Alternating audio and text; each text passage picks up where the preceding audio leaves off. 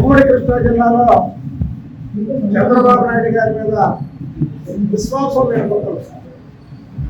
చంద్రబాబు నాయుడు గారు రాజకీయ పక్షం అయితే ఆ రాజకీయ పక్షంలో పార్లమెంట్ సభ్యులుగా అలాగే శాసనసభ్యులుగా ఎన్నికయ్యి స్వలాభాల కోసం వైసీపీలో చేరడమే కాకుండా మళ్ళీ చంద్రబాబు నాయుడు గారి మీద విమర్శించడం, లేనిపోయిన నిందలు వేయడం వీళ్ళకి అలవాటు పడిపోయారు. ఇప్పుడు కొత్తగా ఈ కేసీఆర్ నాని అనే కుక్క మనవడం మొదలుపెట్టింది. మొదటి వరకు పడవలు నాని మురిగేవాడు. మా నాని అంటే ఈ నానిని పొలగిస్తుంది.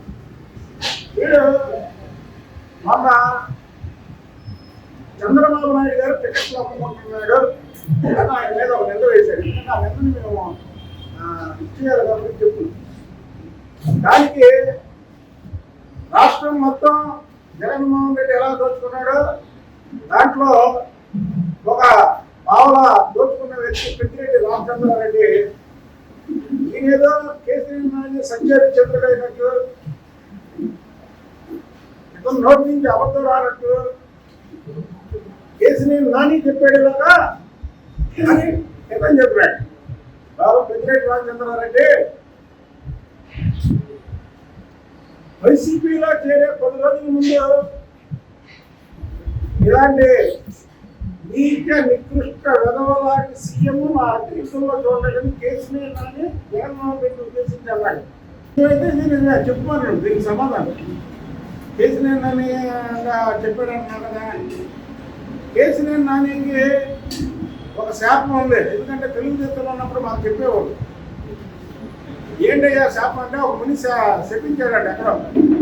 ఎందుకంటే ఈ మధ్య గుళ్ళకి అట్లా వెళ్తాడు చూడండి మీరు. ఎప్పటి నుంచి వెళ్తుంటాడు గడవలో గుడికి అక్కడ చూడకుండా ఒక ముని పడుకొని ఉంటే కాలు తొక్కేశాడంట. పండగ ఉంటాడు కదా, కాలు తొక్కేస్తే ఆ మునికి బాగా నొప్పి లేచి శపించాడు. ఈ రోజు బట్టి నీ నోట్లోంచి ఏ ఒక్క నిజం చెప్పినా నీ తల 1000 ముక్కలు అయితేనే శపించాడు.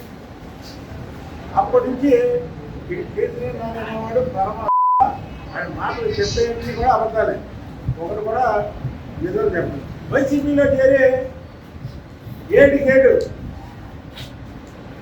పార్లమెంటులో ఉన్న 7 వైసీపీ అభ్యర్థులు గెలుస్తారన్న నీ దెబ్బకి వసంత కృష్ణప్రసాద్ రాజకీయ చరిత్ర ఉన్నటువంటి కుటుంబం, ఆ నాన్న హోమ్ మినిస్టర్ కూడా చేశాడు. ఈ దెబ్బకి ఒక వికెట్ పడిపోయింది. బాబు అసలుకే పార్టీ అటు ఇటుగా ఉంది, మళ్ళీ ఇందులోకి వచ్చి ఈ అబద్ధాలోడు పార్లమెంట్ సభ్యుడిగా పోటీ చేస్తున్నాడు.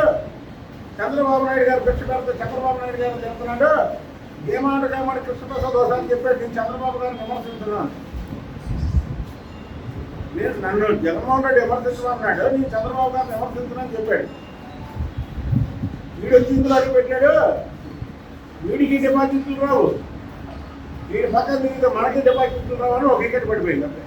ఈ ఎన్టీఆర్ జిల్లాకు సంబంధించినటువంటి వాళ్ళు చాలామంది ఉన్నారు.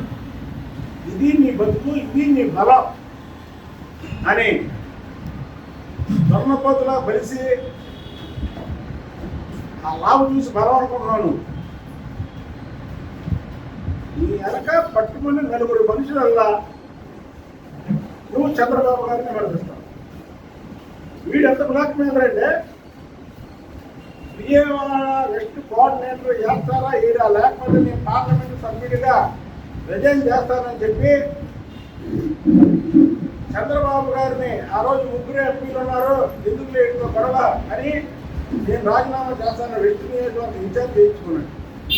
వెస్ట్ నియోజకవర్గ ఇన్ఛార్జ్ చేయించుకొని వెస్ట్ నియోజకవర్గంలో తెలుగుదేశం పార్టీ నాశనాన్ని చూడటమే కాకుండా వెస్ట్ నియోజకవర్గ ఇన్ఛార్జిగా ఉండే కాలంలో ఒక్క మీటింగ్ కూడా పెట్టలేనటువంటి కోవట్ వీడు. ఇవాళ అర్థమవుతుంది కదా మీకు. ఒక పక్క అల్లంపల్లి సింగి, ఒక పక్క దేవినేని అవినాశం వేసుకొని తిరుగుతున్నాడంటే ఎప్పటి నుంచో సత్సంబంధాలు కలిగినటువంటి వ్యక్తి కోవట్. వీళ్ళు చేయడమే కాకుండా వాడి పదవిని అడ్డం పెట్టుకొని ఇది నిజం, నేను చెప్పేది నిజం, వాడు నిజం కాదంటే రమ్మని ఎదురు బదులు నాకే మీడియా ముందుకు రమ్మను, నేను రుజువు చేస్తా. బెస్ట్ కోఆర్డినేటర్ పదవి అడ్డం పెట్టుకొని నేను ఎంపీగా వెళ్తాను, మీకు ఎమ్మెల్యే సీట్ ఇప్పిస్తాను అని ఇద్దరు వ్యక్తుల దగ్గర కోట్ల రూపాయలు అప్పుగా తీసుకున్నాడు. అప్పు అంటే కేసీఆర్ అప్పు అంటే గోడ కొట్లు సున్నాడు. ఒకటి గుర్తుపెట్టుకోండి, కేసీఆర్ నాని అప్పు తీసుకోవడం అంటే గోడకే కొరత సున్నం మళ్ళీ వెనక్కి తీసుకోగలమా? వాడి అప్పుల బాధితులు చూడాలంటే పెద్ద లిస్ట్ ఉంది. ఓకే చెప్తాం, మన అప్లికేషన్ పెట్టుకోవాలి. ఇక్కడ అందరూ అడుగుతారు, రాష్ట్రంలో అందరూ అడగాలి కూడా. తెలుగుదేశం పార్టీకి వాళ్ళ డిమాండ్ ఉంది. అన్నీ చూసుకుంటాడు, చూసుకొని ఆయన టికెట్లు చేస్తాడు. మాకు పొత్తు ఉంది, పవన్ కళ్యాణ్ గారు మాట్లాడుకుంటారు. ఏ నియోజకవర్గాలు ఎవరికి ఇవ్వాలో ముందు ఆ పొత్తులు వెళ్ళిపోయింది. తర్వాత ఇది అందులో జగన్మోహన్ రెడ్డి మీరు రిలీజ్ చేశాడంటారండి. 7 లిస్టు 8 లిస్టు రాత్రి చూసా. ఆ లిస్టు ఫస్ట్ లిస్టు తీయండి, ఎన్ని పేర్లు మార్చడం. చంద్రబాబు నాయుడు గారి పేర్లు మార్చడు. ఒకసారి రిలీజ్ చేస్తే అంతే. ఇప్పుడు ఇవన్నీ ఏంటంటే అసలు ఇది ఒక ఆటలాగా ఉంది జగన్మోహన్ రెడ్డికి. లిస్టు వదలవేండి. అనిల్ కుమార్ ఫస్ట్ ఎక్కడ ఇచ్చాడు, నెల్లూరు ఇచ్చాడు. తర్వాత నువ్వు ఇక్కడ పనికిరావని అక్కడ ఇచ్చాడు. ఒక అమ్మాయికి అరకిచ్చాడు, ఒక ఆడ కుదిరి పనికిరావని పిలిచి మళ్ళీ ఇంకొకరికి ఇచ్చాడు. ఇలా ఎన్ని చోట్ల ఎంతమంది మారుతున్నాడు. ఇప్పుడు మీరు చెప్పుకుంటూ పోవాలంటే అసలు లిస్టు వదిలింది. అదే లిస్టు, అది లిస్టు కాదు. డబ్బులు మోటార్లు లాగుతున్నాడు, మళ్ళీ వెనక్కి లాగుతున్నాడు. మోటార్ ఎవరిస్తే వాళ్ళు వేరే మోటార్ ఉండదనుకో మళ్ళీ వేరే పోవడం. జగన్మోహన్ రెడ్డికి చంద్రబాబు నాయుడు గారు అనేవాడికి పోటీ కాదు, గుర్తుపెట్టుకోండి. నేను సచ్చినా వెయ్యా బతికినా వెయ్యా అని చంద్రబాబు నాయుడు గారు ఓడినా సరే ఈ రాష్ట్రానికి రాజులాగే ఉన్నాడు. ఆయన ఓడినా జనాల్లోకి వెళ్తే ఒక రాజుకి ఇచ్చే గౌరవం ఇచ్చారు ప్రజలు. జగన్మోహన్ రెడ్డి అనే వ్యక్తి కానీ ఓడిపోతే ఈ రాష్ట్రంలో కాదు కదా, ఈ దేశ సరిహద్దుల్లో కూడా ఉండడానికి పనికిరానటువంటి వ్యక్తి.